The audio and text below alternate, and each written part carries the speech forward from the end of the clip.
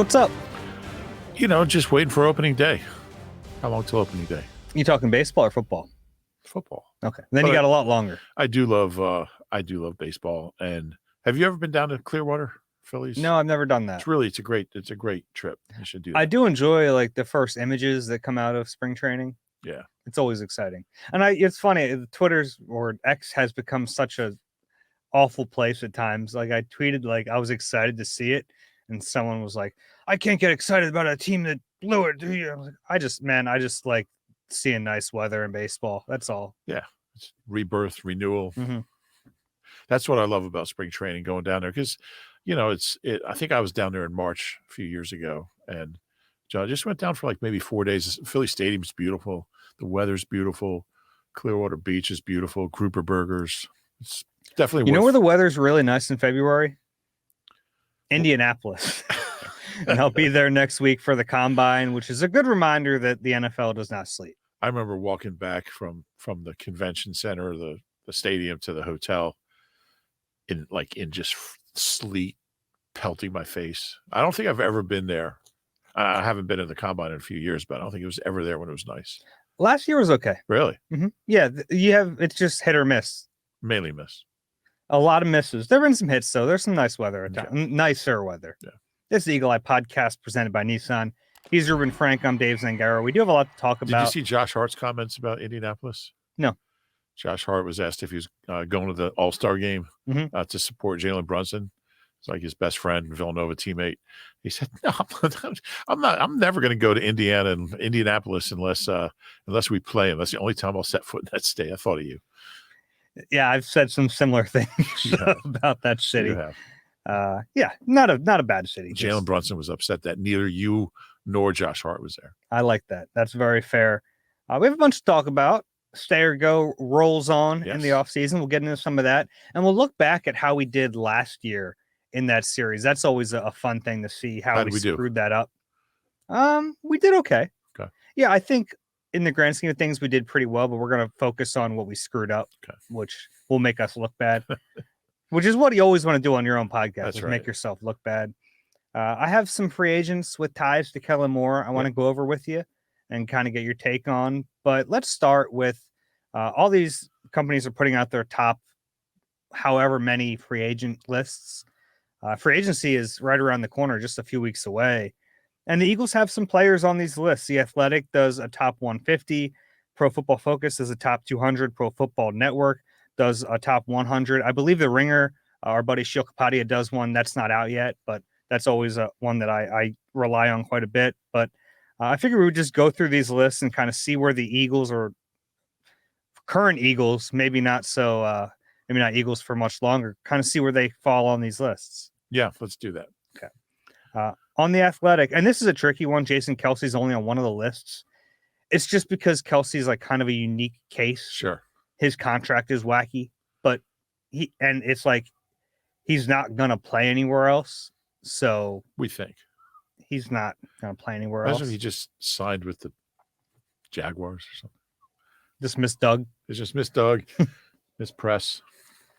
Yeah, I don't think that's going to happen. But the Athletic has him on their list, and he's number 21.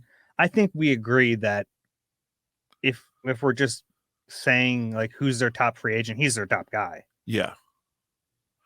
And I don't know what it says that their top two free agents, maybe their top three are their three oldest players. But we'll get to that. Yeah. No, it's true. We've done this before. We were here last year. And these guys are a year older. Yeah. Yeah, I forget where we put like Miles last year, but they're the best. They're the best players. Well, it's like they're three old guys and the running back. Yeah, same thing, same pattern. Yeah. So the Athletic has Kels at 21, Fletcher Cox at 56, DeAndre Swift at 59. How about this one? Sua Opeta at 78, Brandon Graham at 117, Marcus Mariota rounding out their entire list at 150. Yeah, that's interesting.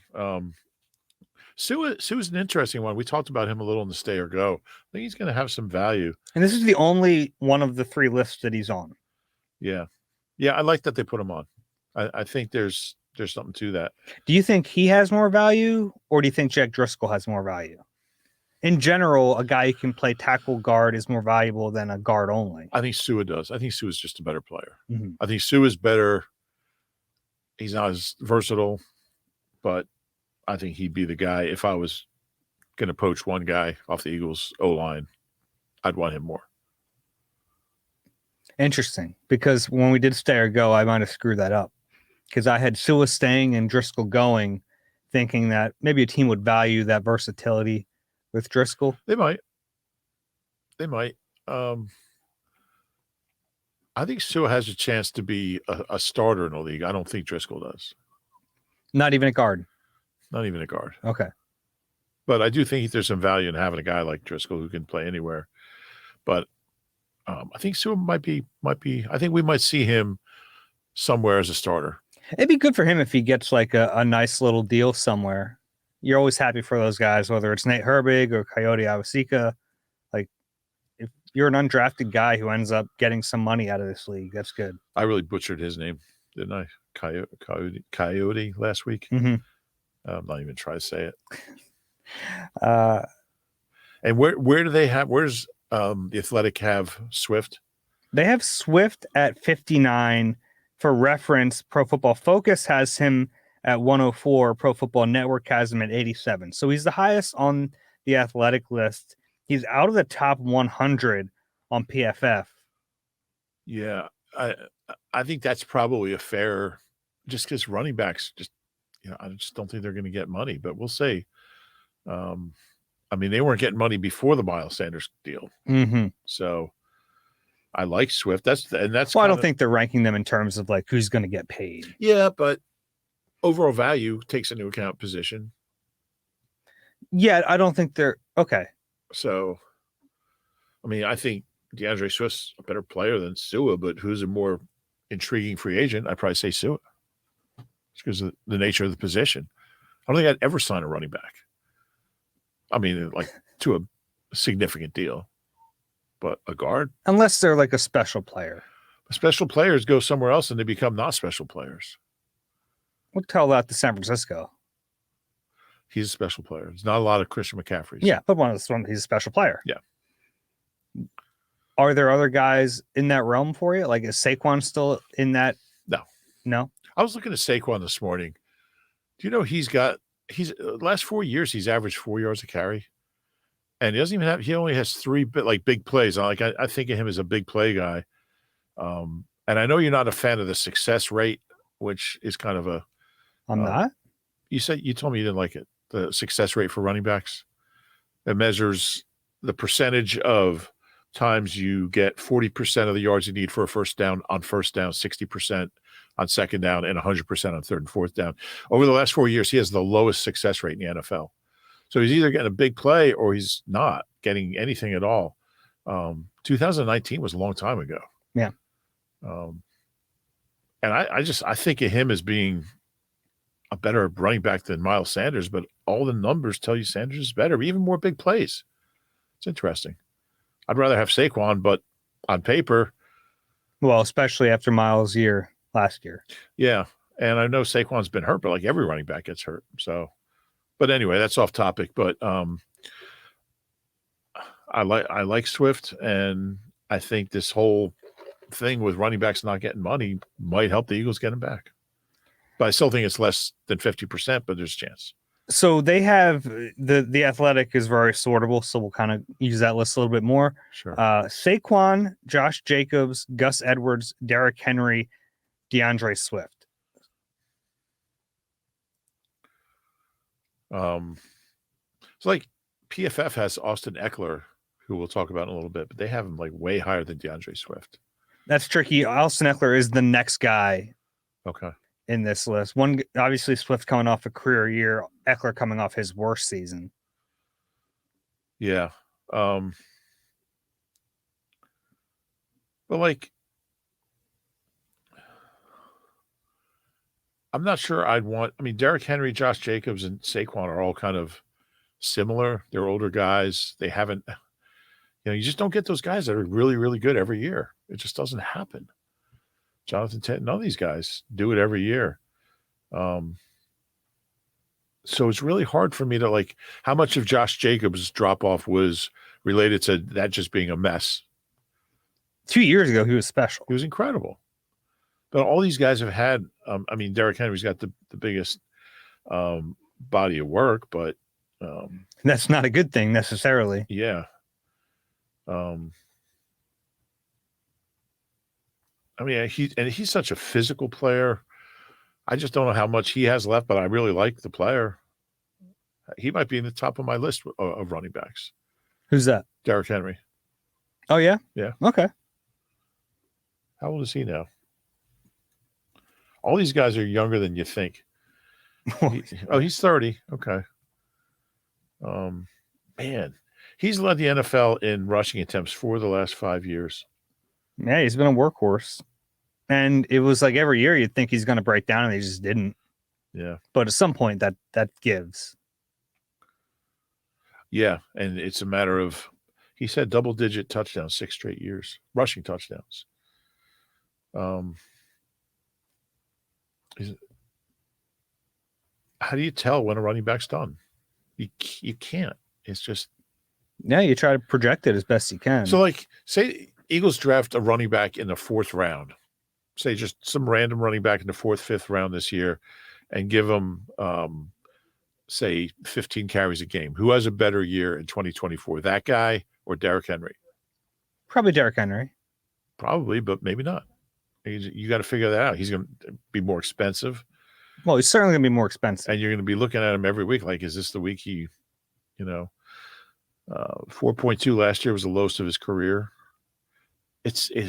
I'd hate to be a GM trying to evaluate running backs because they're gonna have that decline, and he's been more immune to it than almost any other one. But I mean, the one year he missed half of 21, but I mean his production's been up there pretty much every year. Interesting. Yeah, it's tough for running backs out there, and it's the tricky thing right now is that like Saquon and Josh Jacobs were coming off great seasons 2 years ago. Yeah. And you get paid then. Right. Makes it really tough. Yeah. All right. We'll move on from the running backs here. The only other guy on this athletic list that's not anywhere else is Marcus Mariota. Kind of surprised to see him in there, but I get it. Like there's value in the backup quarterback. There's a reason the Eagles paid him $5 million last year. Yeah. Yeah. He's you think there's any chance he's back? There's a chance, but I think the reason you draft Tanner McKee is you hope he can develop and become a really cheap backup. And based on what we saw last year, I'm encouraged by him that I'd maybe want to see if he can do that before you go and spend money. Yeah. And then if he has a bad camp, you just bring in the Jeff Garcia, the month club, whoever that guy is. Yeah. You kind of agree with that? Yeah, I do. I was impressed by Tanner McKee last year. I was too. And I remember like the first week, he was just like locking into his first receiver and just kind of overthrowing guys. And we just saw him progress. I think it's really hard for these young quarterbacks who are like threes to make plays in preseason games because you're out there with threes. You're out there with, now you've practiced with them, but these guys haven't played either. You're out there with Deion Kane and Joseph Nagata and Tyree. What was his last name? Tyree. Who was the receiver? Tyree Cleveland. Yes, thank you, Tyree Cleveland. I was thinking Tyree Jackson. I was like, that's not who you mean. No, that's not who I meant. That's who I was thinking too. But yeah, so I was impressed with him. Would it scare you though having a quarterback who's never played in the league as your backup in a year where, I mean, let's face it, like there are going to be really high expectations again. Yeah, no question. It's a concern, but if he has a really, really good camp, I mean, everyone's got to start somewhere. Kurt Warner never played, and I guess he did a couple games, but yeah. I like that that's your example, but it's not the right example. Yeah, well, that was stupid. Yeah. Did he play? He never played before 99, though, did he? He threw 11 passes in 98. Yeah. All right, so I was fundamentally correct. So he threw He had played in other leagues, but he threw 11 passes in 98 and then was the MVP in 99. You heard it here first. Tanner McKee, the next Kurt Warner. I didn't quite say that.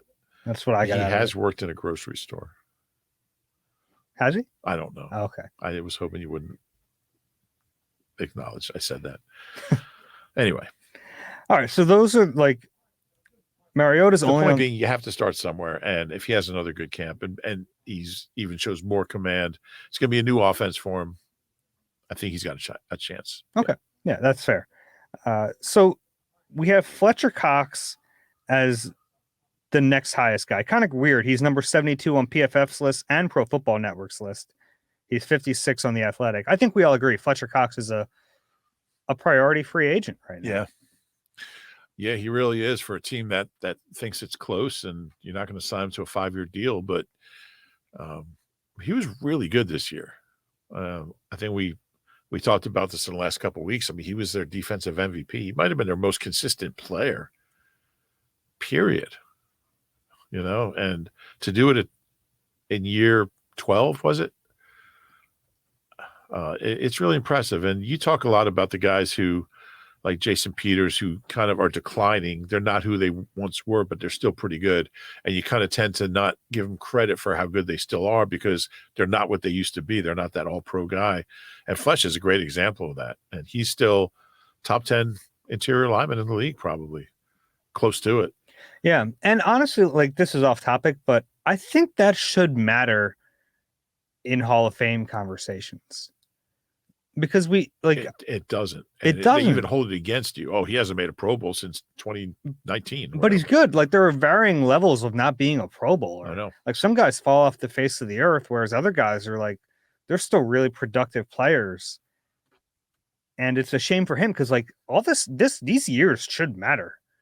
They're not just like accumulator years. He's playing well. Yeah. Well, I mean, if you're a Hall of Fame voter in 10 years and you look at he had 7 sacks at 32 years old in 22, and he had 5 sacks. For a Super Bowl team, he had 5 sacks in 23 at 33 years old. He was still one of the better interior linemen. We know he's really good against the run. He's had a really good run. He was a member of the All-Decade team, I believe, right? Yeah, that matters, which seems silly because some of it's like a little bit of luck. Like if you play, they have these do you know about this? They have these middle of the decade to middle of the decade teams now. Oh, really? That some guys putting out like I kind of like that. Yeah, because it's so arbitrary. Yeah, time. Yeah, I mean, like if look at that was a deep thought. Sorry. Look at what's that? Time. It's just arbitrary. Like Nelly drafted in 2015. So between 2015 and 2025. Like maybe not the best example. It's the first guy I thought of from the 15 draft. Okay. He just signed a 1-year deal back in Baltimore. He did. Yeah. Nelly's made a nice career for himself. He has. I like Nelly. We all like Nelly. Well, I shouldn't say we all like him,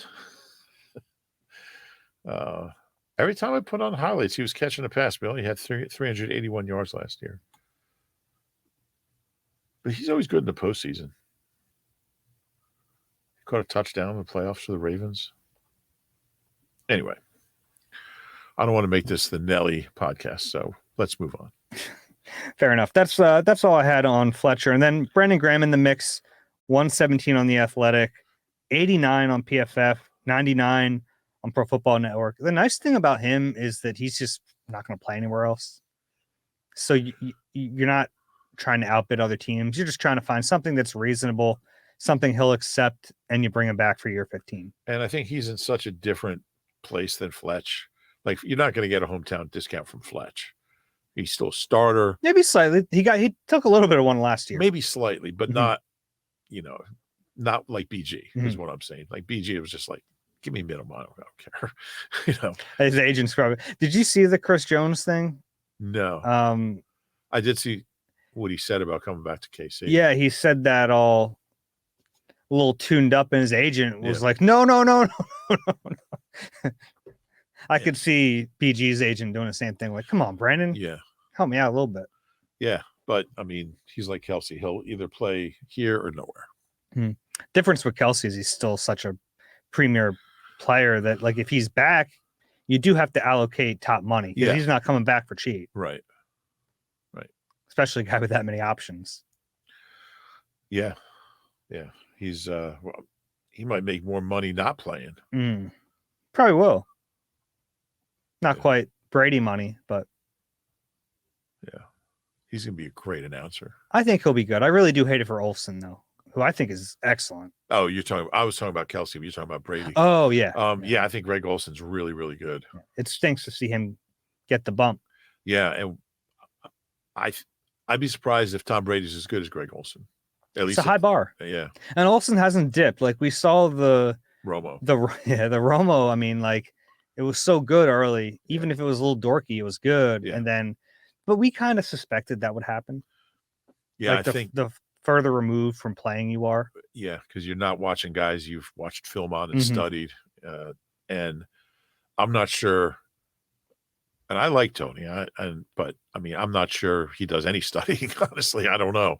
I think he just goes in and wants to be funny. And I do think, once in a while he'll make a really, really good point, but his overall consistency isn't what it was. Generally, my favorite part of having a quarterback there is when they kind of go through the thought process of like end of half, end of game time management. Yeah. I like someone who has that perspective on it.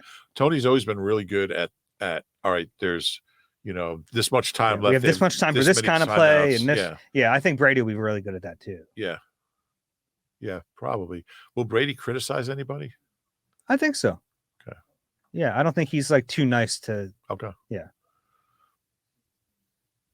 Interesting. Okay. The only other like different guys on a list are the guys on the PFF list. A trio of linebackers, which is surprising the order they're in. They have Nicholas Morrow at 140, Zach Cunningham at 162, Shaq Leonard at 180. Yeah. How many free agents are there? Well, they have a list of 200. I mean, man, Shaq Leonard looks cooked to me. Yeah. He was like okay running downhill, but anything else was not great. And which is really sad, but I don't see much left there. Yeah, same. And he was such an incredible player. Whoever's below him on that list, like who's the next linebacker down? Jalen Reeves-Maben. He's ahead of Jalen Mills. I'd rather have Jalen Mills than Shaq Leonard. He's ahead of Matt Collins. Why are they dogging Matt Collins? Matt Collins doesn't wear shoes anymore. Really? He just walks around barefoot everywhere. He rides his bicycle barefoot? Apparently. He was a player that, if he was good, would have been a cult hero. Yeah. Yeah, no doubt. I remember that one time I almost ran him over pulling into the NovaCare. He was riding his bike and like he was on the wrong side of the road because he was turning in. And, like, man, that'd be one injury report I don't want to write. Yeah, you don't want to be a part of the story like that. Remember, I waited like a year to interview him. He finally just showed up his locker at the end of the locker room. Everyone was gone. Talked to him for like half an hour. That wouldn't happen anymore. Probably not. Get kicked out. Of those three, I guess like Cunningham is the one you'd maybe want to have back. Yeah, and they have Morrow ahead of Cunningham, huh? Yeah. But only a couple, 20 spots ahead of him. Yeah, I mean, Cunningham's better than Nick Morrow. Yeah. I mean, he had 3 sacks in that one game. I think people are looking at that and thinking he's some kind of... Yeah, but sometimes if you're blitzing a linebacker, it's because you don't know what else they can... Like, you know what I mean? Like, sometimes if you're blitzing linebackers because you're like, well, hell, let's just get this guy running downhill and because we don't want to get him in any kind of space. Yeah. Yeah, I'd like to get all those linebackers into space. Zach Cunningham played well enough to make you worried that he's going to be back. Well, Howie said, I mean, he brought him up on his own. And I know. He played better than you guys think. Which is terrifying. I mean, if he's your worst linebacker, you're okay. If he's your best linebacker, you're really in trouble. Yeah. So I'm okay if he brings Zach Cunningham back as a backup and addresses the position in other ways. But if you're going to count on him to play 50, 60 snaps a game, you're in trouble. I agree with that. All right, that's all. Those are the lists. We can move on from that. So last week we looked at some free agents or pending free agents with ties to Vic Fangio. And the day after we did it, Eddie Jackson got released by the Bears. So I just wanted to mention him here. There's a level of familiarity there with him and Fangio. I don't know if it would be my favorite thing they could do. Another aging safety. He's 30, but like we have to mention him because he did play for Fangio. His best years were under Fangio, and safety is an important position in this defense. Yeah, I'd be after what I saw last year from those older defensive guys. And again, I mean, he was really, really good for a while, but he's not that same player. Mm-hmm. And I'd be really, really reluctant to bring him in, honestly. I always liked him. But I do think it's a possibility. I do too. I think the free agents they bring in will tell us really kind of the power that Fangio has. And I think he should have some power. Yeah. Like to maximize him, you need to get him the guys he wants. Yeah. To a certain degree. Yeah, that's true. There are other safeties out there, though, that like I'd be interested in. And the other thing about having a guy like that is it really makes the DC's job easier because now you have this guy who can take what what he knows and sit in a locker room, like, help other guys. I think defensive coordinators love that kind of guy. I think there'll be at least like one or two of those guys, even if it's not like a high profile guy like Eddie Jackson. I think there'll be somebody. Yeah, I think there's a really good chance it's him. He was hurt for the double doink game, right? Was he hurt at the end of 18? I don't remember. I think he was hurt. I don't know. That was his best year. Yeah, I don't remember the double doink game anymore. So long ago. I remember rewriting my 10 observations in like 6 minutes, and then making flight reservations for New Orleans, where we got. Doesn't show up in the box score, so he's probably hurt. Yeah, he was on IR at the end of the year, I believe. But I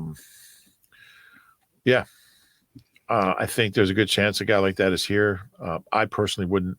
There are other free agent safeties that kind of like I was going through the list of them, like Cameron Curl from Washington has been an underrated player. Julian Blackmon from Indy has played quite a bit. Even CJ Gardner-Johnson. I don't know if that's completely burned. Wouldn't hate that. Geno Stone from Baltimore. Xavier McKinney, Giants. Yeah. I think there are some options out there of younger players. But they didn't play 4 years with Vic. Mm-hmm. Xavier McKinney's a young guy. He's 24. Yeah. Not a bad player. No, not a bad player at all. There's some options out there. Jeremy Chin is someone who fans are going to remember. The Eagles were interested in him a few years ago. Antoine Winfield's probably a pie in the sky dream. I think he's going to get paid. Those guys, I mean, Chin's still young. Howie loves those guys coming off that first 4-year deal who are 25. Yeah, but there has been like a kind of a shift. He used to love those guys. I think he still loves them, but I remember talking to him a couple of years ago, I guess at the combine or owners meetings. Not a lot of other options. Yeah, I know. But he was like looking back at when they signed, Brandon Brooks and Rodney McLeod, that free agent class.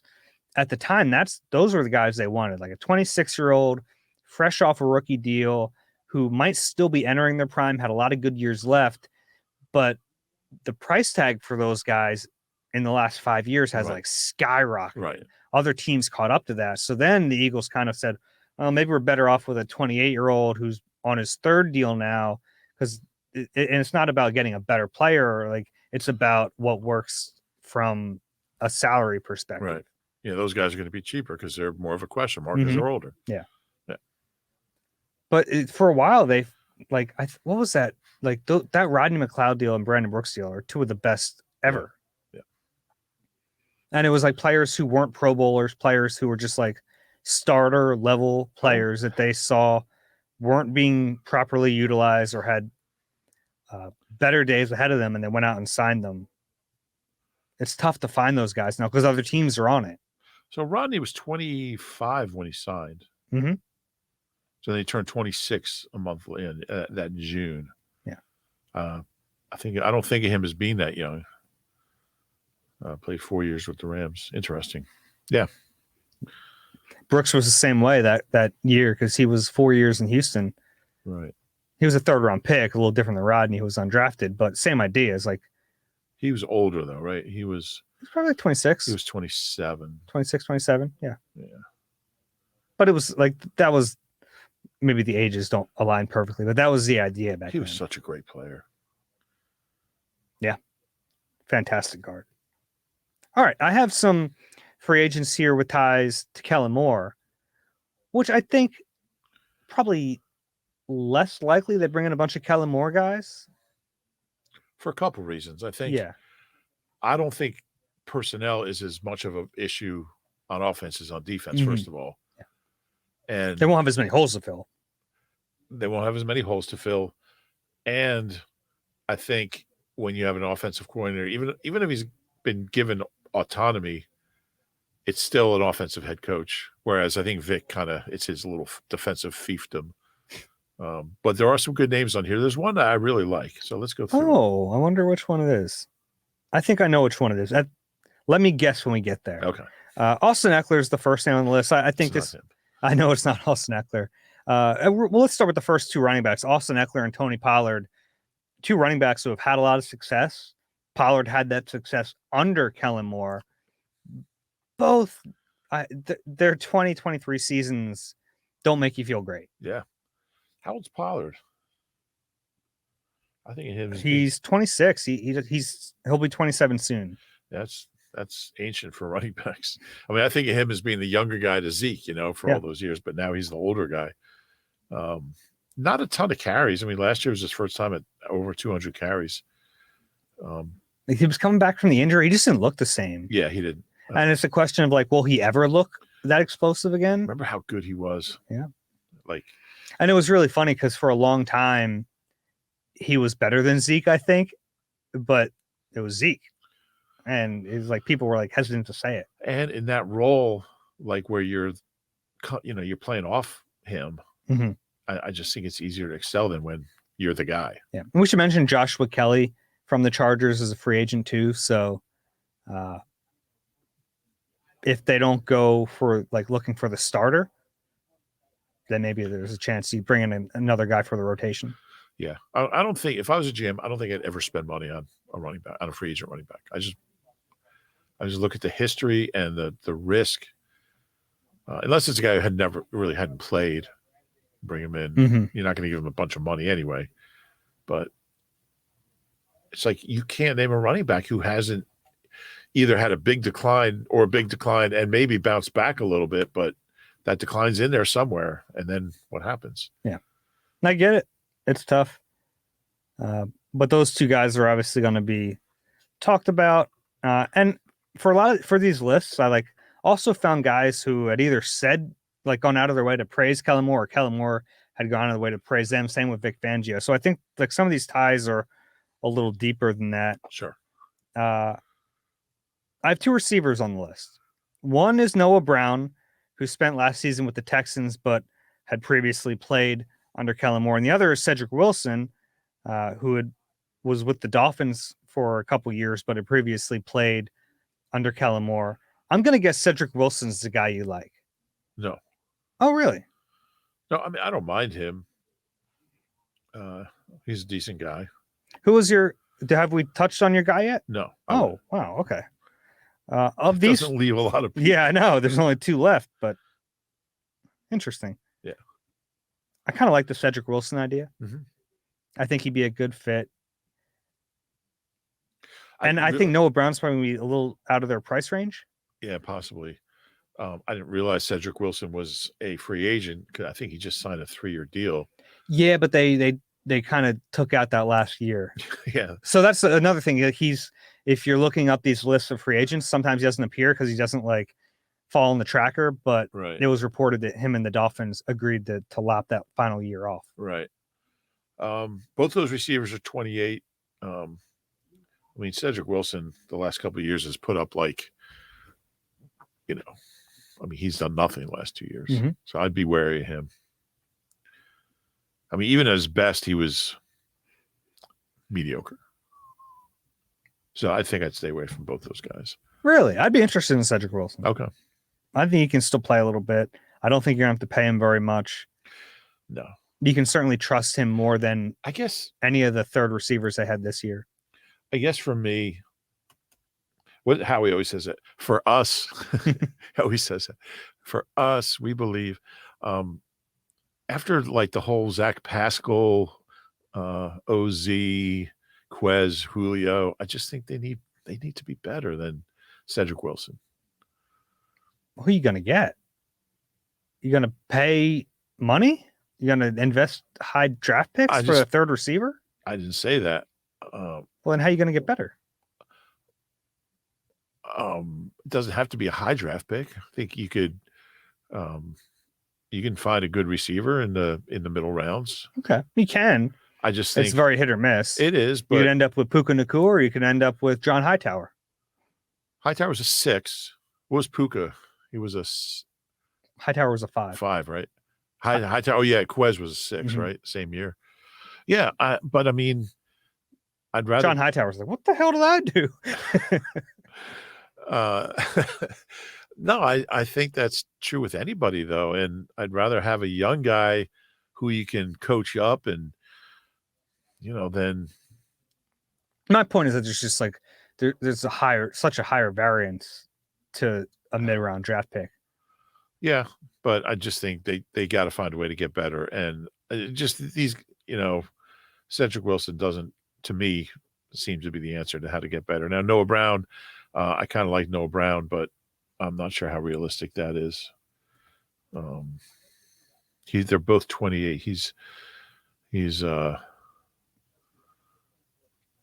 mean, last year he averaged 17 yards a catch, almost 600 yards. Each of the last 2 years was between 500 and 600 yards. I would be happy with Noah Brown. He's also a Jersey guy. Okay. Pope John High School. I got asked an interesting question on my mailbag that I led my Tuesday mailbag with. If you had to choose one or the other to upgrade, would you upgrade tight end 2 or wide receiver 3, which is basically like the fifth skill guy?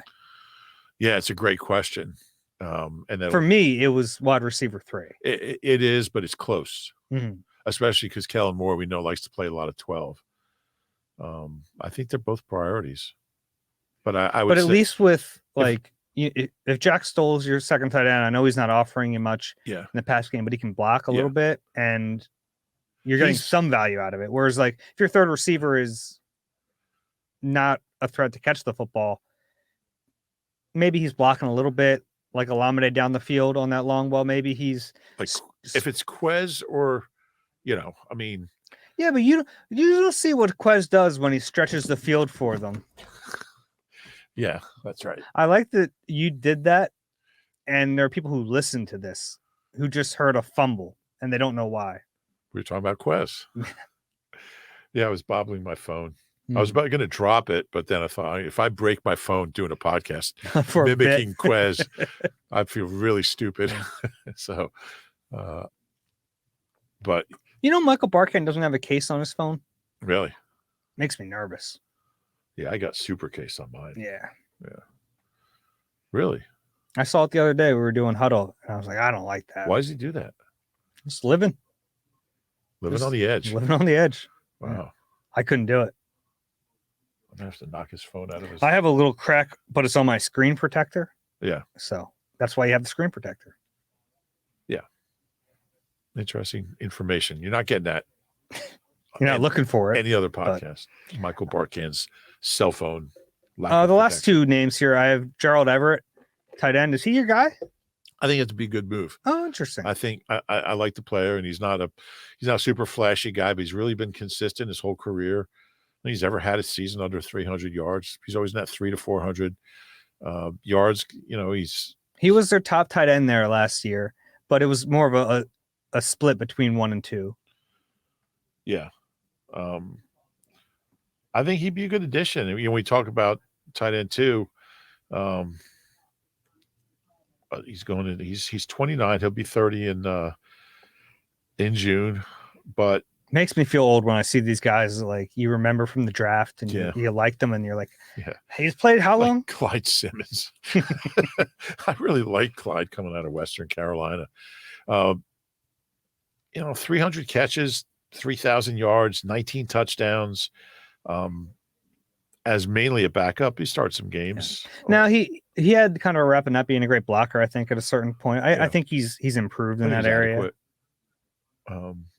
But I like the fact that there's been no drop off. He's better now than he was as a younger player with the Rams. He's not going to cost you a whole lot. I like 20 touchdowns. He gets in the end zone. He catches the ball. I like the player. Okay, yeah. And look, I think he would be a fine option because he can block. And that's really what it comes down to is you want to have someone who can still block, but also you want them to be a little bit more of a threat. Yeah. And my last one on the list is Easton Stick. Quarterback last year. And look, he went 0-4, but played okay. He played okay, and I don't put a lot of that on him. And he's kind of a player I've liked for a long time. And he has the mobility. Like if that's an important aspect of what they want in their backup, he has that. But he's also like, if you bring him in, it doesn't mean that Tanner McKee can't be the backup. That's fair. Yeah. I like that idea. He's not going to be a starter anywhere. You haven't had enough North Dakota State guys? Yeah, I mean, we're not going to play that silly game, are we? We're not going to call him the guy in San Diego? No. All right. Not going to hold it against him where he went to college. Yeah. He actually, I mean, that 0-4, I mean, he was on a really dysfunctional team and played okay. If we're doing kind of the silly thing, this might be less silly, but former Cowboys, like we talked about a few of them, obviously because of the ties to Kellen Moore, it's never worked. Like, does that, I know it's kind of silly, but do you hesitate at all? No, but it is kind of a crazy thing. Mm-hmm. And what he's talking about is there's never been an Eagle who's a former Cowboy that's played well. It doesn't happen. Not one. I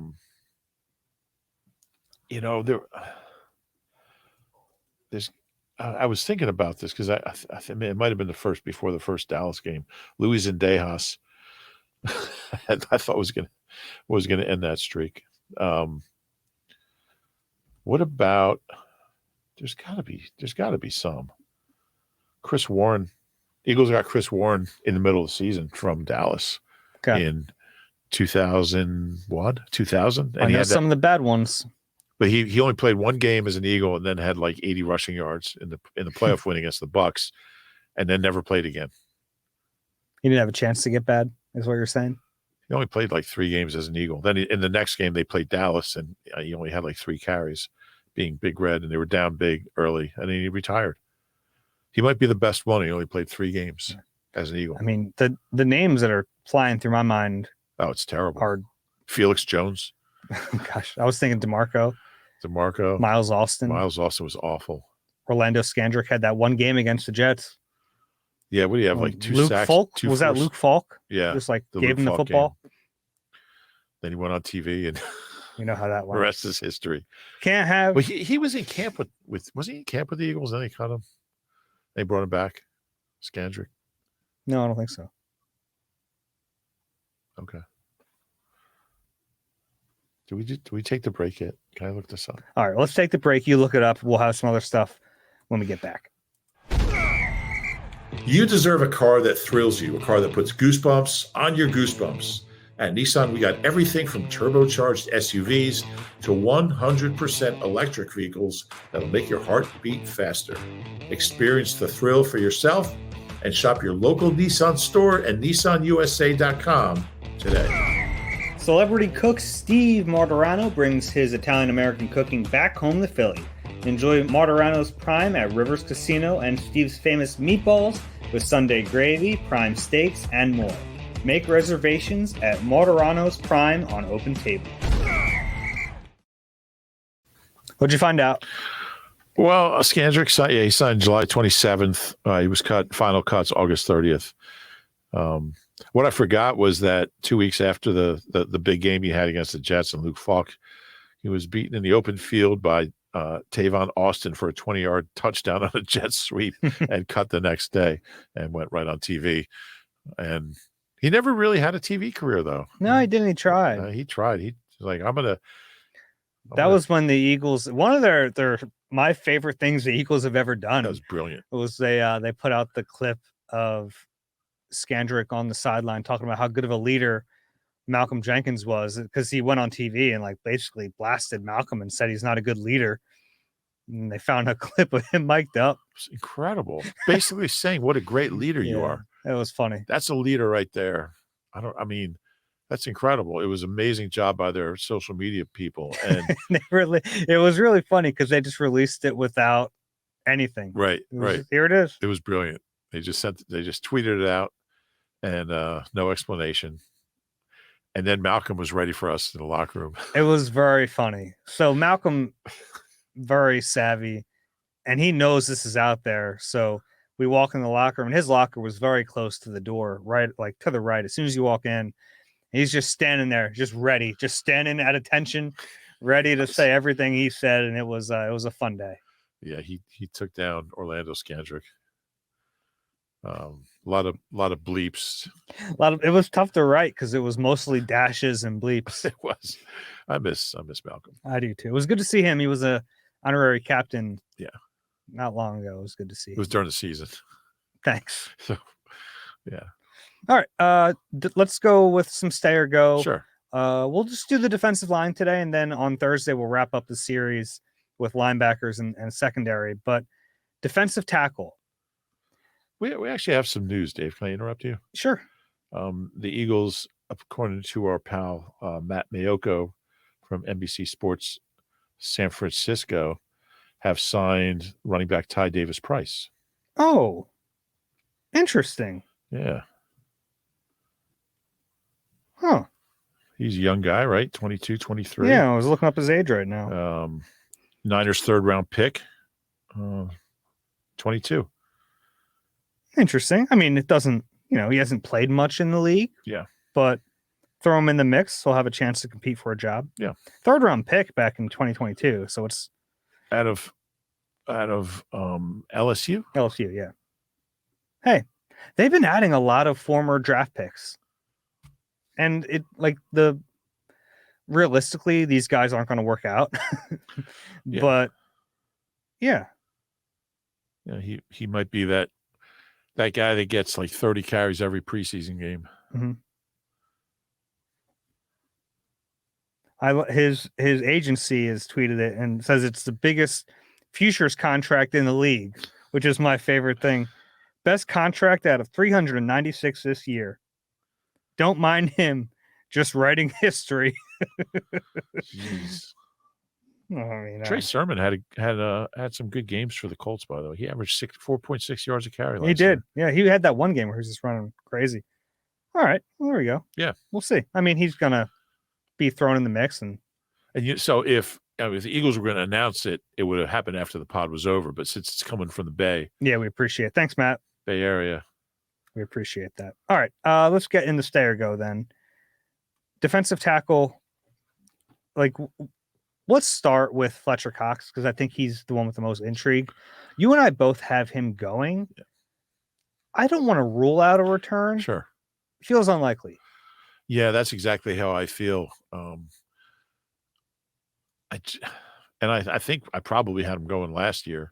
We both did. And then he came back. We're going to get into the what we did last year. But and the year before they cut him, right? And he came back. Mm-hmm. I hope they can figure it out because I think he's an all-time Eagle and he's still a really good player. But I think part of it is Jordan Davis and Jalen Carter have to take that next step. I'm not sure if that can happen with Fletcher still here. And the main thing is money. They got a lot of guys to account for financially, and I just don't know if the money's going to be doable. And I think there'll be a lot of interest in him. Yeah, and like I don't think retirement is off the table for him either. I get the feeling he wants to keep playing, but you could be right. I mean, the way Jordan Davis talk, and maybe I'm like putting too much stock into what Jordan Davis said after the season, Yeah. but man, he was talking about him like his career was over. Was that locker clean out there? Yeah. Yeah. Maybe Fletcher just said, like, I'm not going to be here. I mean, and then Fletcher guys are on cleaned your out own. his locker. Yeah. Like clean. Like we don't Fletcher hasn't done that before. No. Well, I don't remember like what his locker looked like 9 years ago, but it was surprising. Mm-hmm. Yeah, I agree. So he was the one with the most intrigue. We both had him going. We did disagree on one of them. Do you know which one that was? Marlon Tuipulotu. Marlon Tuipulotu. You had him going. I had him staying. I actually thought he improved quite a bit this year. I thought he gave them some good snaps. Now, the one thing I will allow is that I don't think Fangio's defensive tackle rotation is going to be as deep. Yeah. So they might not need as many bodies. Yeah. But I thought Marlon looked pretty good this year. It was okay. Yeah. I mean, Howie's always going to bring somebody in, interior lineman. So I figured that spot would go to that guy. Mm-hmm. But I wouldn't be shocked if he's here. Okay. Yeah. We both had Moro Ojimo staying. Wish we would have seen him a little bit more. Yeah. 7th round pick from Texas. Yeah. Showed some real flashes in the summer. And he got hurt training camp, right? Yeah, but he didn't miss much time. I thought he missed like a week or two. Yeah, not much though. But yeah. I think Milton Williams could be a guy who has a big year. Do you? In Fangio's defense, yeah. He took a little step backwards like everyone this year. I don't think he did, actually. I think he did. Yeah, the stats were down. I'm not even talking about the stats, just the eye test. The eye test to me told me it was better. Yeah, I didn't get that sense. I just didn't see him as active as he was the previous year. We'll disagree on that one. I thought Milton was pretty good this year. Certainly, production, I can't argue with you. Production was way down. I think he had half a sack. Yeah, I don't even care about the sacks with him. It's just I just didn't see him making a ton of plays. But again, the way this defense was by the end of the year, I don't know. Like we could talk about every guy in the defense took a step backward. And I don't know how much is the player, how much is the scheme, how much is the coaches. Mm-hmm. It's hard to tell. So how he's got to work on, figure that out. Want to get to the edge? Yeah. Hassan Reddick's the draw here. I was surprised. You and I both had him staying. I think we're both allowing that there's a legitimate chance he's not here. Yeah.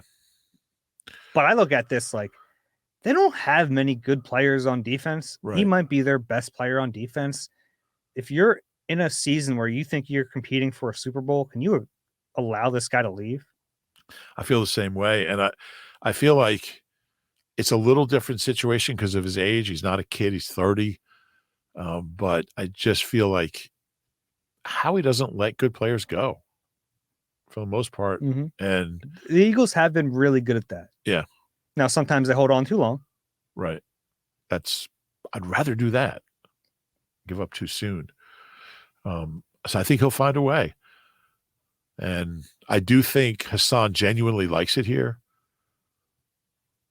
But I think there's a chance it won't work out. And I think it's just going to come down to how much money he wants. I mean, that's like all these things. Mm-hmm. If he's like, because I think he's going to get some good offers on the open market. I think teams are going to be a little wary of his age. And look, he's about to turn 30. It's not like he's 35.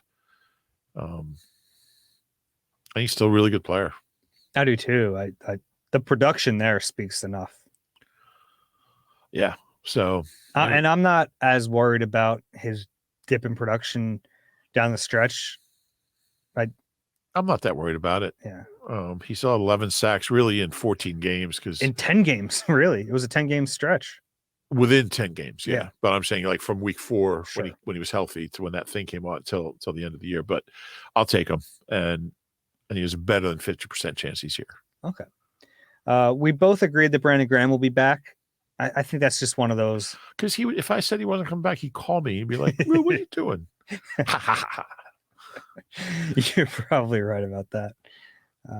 I just think everyone wants to see him back here. Yeah. I don't know one person who doesn't, because it's not like he's going to break the bank. Right. Like now, if he was going to get a $10 million contract, then you say, all right, well, that's not worth it. But it's not going to take that.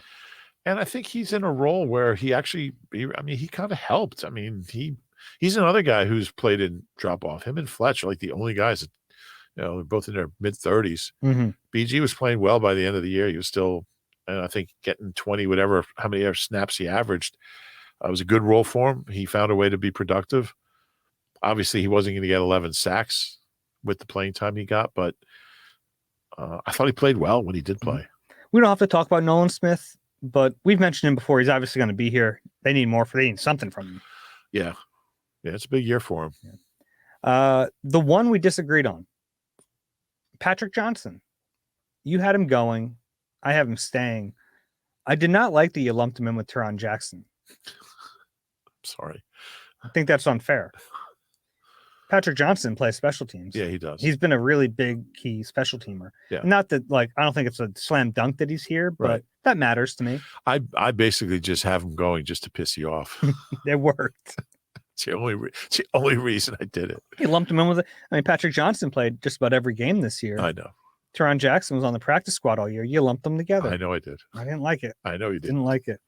Of Terrell Lewis and Julian Okwara, we both had them both going. It's tough because we haven't seen them in camp yet.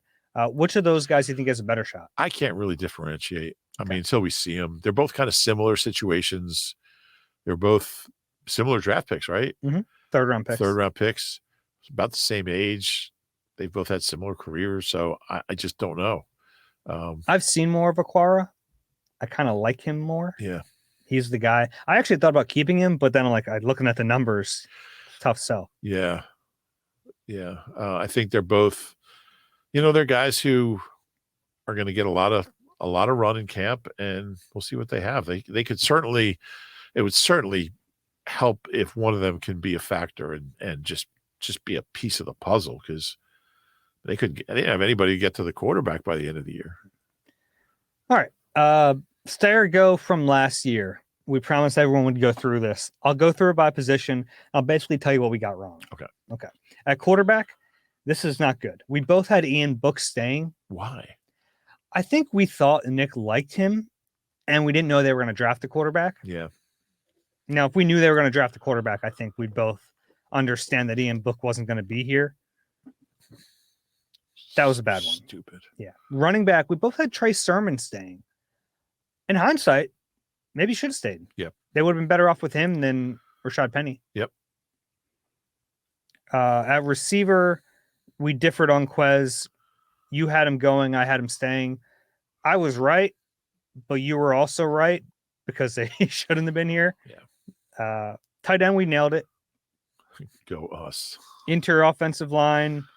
We both had Kelsey staying, which is funny because at some point you came on board with that. Yeah.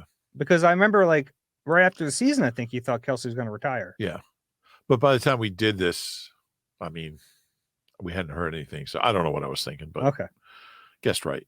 At offensive tackle, you had Andre Dillard staying. He got a bigger contract than he should have. Yeah.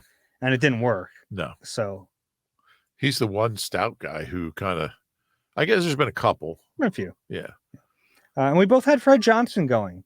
Good for Fred. Yeah. We didn't know what they had in him. No, we didn't. Still really don't. We had no way of knowing. Exactly. We were lumping him in with Roderick Johnson at that point. Yeah. But Big Fred held his own, won a job. And Roderick didn't. Mm-hmm. Defensive tackle, we mentioned Fletcher. We both had him going. I had Javon Hargrave staying. I really undervalued what he was going to make on the open market. I had him going. Mm-hmm. Yeah. You had Marlon going, and I had him staying. I was right about that last year, and we'll see if I'm right about it this year. Probably. At the edge position, you had Derek Barnett staying. I had him going, so you were right. Well, you were kind of right. You did. Kind of right. I was delayed right. I had Kyron. I'll take the dub, though. I had Kyron Johnson staying. I was wrong about that. But we were flip-flopped. You had Kyron and Patrick Johnson going. I had them both staying. We split there. Both 1 for 2. Yeah. Linebacker, we had Sean Bradley staying, which he got hurt. Yeah, that's the push. Yeah. TJ Edwards, we both had staying. We were wrong 15 minutes into the Yeah, legal we're wrong pretty tampering quick. period. You had Christian Ellis going. I had him staying. Another one where yeah. Deferred correction. Cornerback, we both had James Bradbury gone. Yeah. Probably should have been. Yeah. Although, I mean, I liked it when they signed him. I thought it was a good deal. I thought it was smart. I was wrong. I think I was more wary of it than you. I still didn't hate it. I understood their thought process. Yeah. Yeah. We both had Mario Goodrich going. He shouldn't have made the roster because they didn't even play him when. Did he make the original 53? They did, but there's an asterisk on that too because Zach McPherson got hurt. Right. And we had him staying. Both of us had him staying. I had Josh Jobs staying. You had him going, so I win that one. You kept Josiah Scott. Yeah. Yeah. I had him going. I think Josiah Scott's a better slot than Mario Goodrich. Let's just move on. Let's just don't even answer that. At safety, I mean, gosh, they did some weird stuff at safety. We both had CJ Gardner-Johnson staying, and we both had Kayvon Wallace staying. Yeah. They would have been better off with both of those guys. They would have. Yeah. Yeah. But we were wrong. And then on the specialist list, another one where it's kind of half and half. You had Sipos going. I had him staying, and then they gave him 2 weeks. I think he was gone more than he was here, so I win now. I don't know if that's how that works. But yeah, some big swings and misses, but for the most part, I think we did okay. Yeah, we'll see how we do this year. Yeah, final stats. It's tricky because some of them are like, how do you account for it? Yeah. But I won, I think. Somebody tweeted to me and said that you actually won the, our preseason predictions from that we did before the season. Oh, really? Like, because we went through them and I won 6-4 and you won the tiebreaker. And somebody said, you gave yourself credit for one of the categories that Dave won. You faked your win. And then Dave had the tiebreaker. So it was 5-5. Is that right? No, I won. Okay. I went back and checked every category and you have them. I mean, you have them. So you can, but they were like ripping me and like, why would I do that? I don't know. I would do that. And I'd be so oblivious. I guess I lost. All right. If you enjoy the Eagle Eye podcast, please do us a favor, rate and subscribe wherever you get your pods. If you're watching on YouTube, click that like button, subscribe there as well. Any parting words, Reuben? No. All right. We'll talk to you guys soon. This has been Eagle Eye presented by Nissan.